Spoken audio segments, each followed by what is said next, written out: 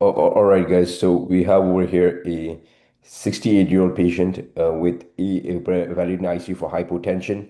He has hypoxemia. They were hospitalized 4 days ago for COVID-associated ARDS. They require intubation, mechanical ventilation sedation. Over the past 20 minutes, the patient developed progressive hypotension. O2 saturation decreased from 90 to 86%. Meds are DEXA, propofol, fentanyl, and low molecular heparin. On physical temp is 98.8, BP is low, pulse rate is high, respiration 26 respiration per ventilator, O2 side 86%. When breathing with patient breathing FiO2 of zero point 0.7, tidal volume of 375, P 14 centimeters of H2O. The ventilators indicate elevated plateau and peak pressures. The patient uses accessory muscles during inspiration. Breath sounds and heart sounds are difficult as because of ambient noise, including alarms and ventilator. What's the next best step in diagnosis? Bedside ultrasound. Possibly, I don't necessarily see this as a correct answer. ECG. I mean, I don't see how ECG will help when your saturation is dropping down over here. I wouldn't necessarily go for that. I'll cross out ECG. Echo over here. I wouldn't say that's a bad answer over here. Peak and bear, okay, that's not a bad option.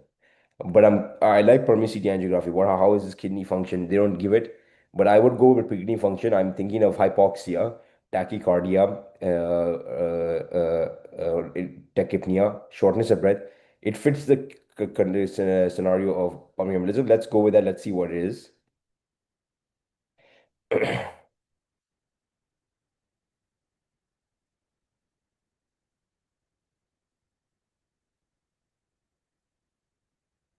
Oh gosh, hold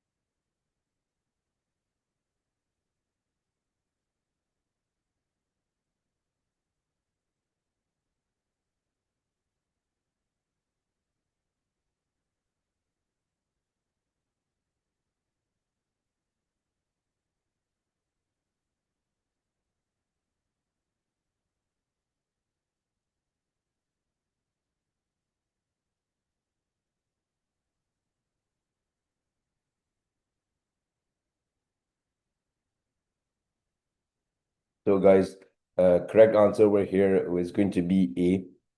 It is echo. So, diagnosis of obstructive shock caused by tension pneumothorax. The most appropriate next step in this patient who has obstructive shock due to tension pneumothorax is immediate bedside ultrasonography. Obstructive shock occurs when extravascular forces cause impaired cardiac output despite normal cardiac function. Common causes of include cardiac tamponade, tension pneumothorax, pulmonary embolism. Tension pneumothorax hypotension develops from increased pleural pressures, leading to venous venous compression and diminished venous return in the right atrium. This resulting condition can cause atelectasis, hypoxia, vasoconstriction, which increases the pulmonary vascular resistance and increased right ventricular afterload. So pneumothorax is a common condition with acute respiratory distress syndrome who require mechanical ventilation. Patients with tension pneumothorax typically have decreased or absent lung sounds. On affected side, tracheal deviation may be present. Tension pneumothorax is diagnosed with through imaging, point of care or lung ultrasound can rapidly assess patients for pneumothorax. A lung point sign, as seen in this video, can be used to identify pneumothorax or ultrasonography. This patient has acute onset of symptoms, hypoxemia, elevated ventilatory pressures, and hypotension, all suggesting tension pneumothorax is obstructive shock.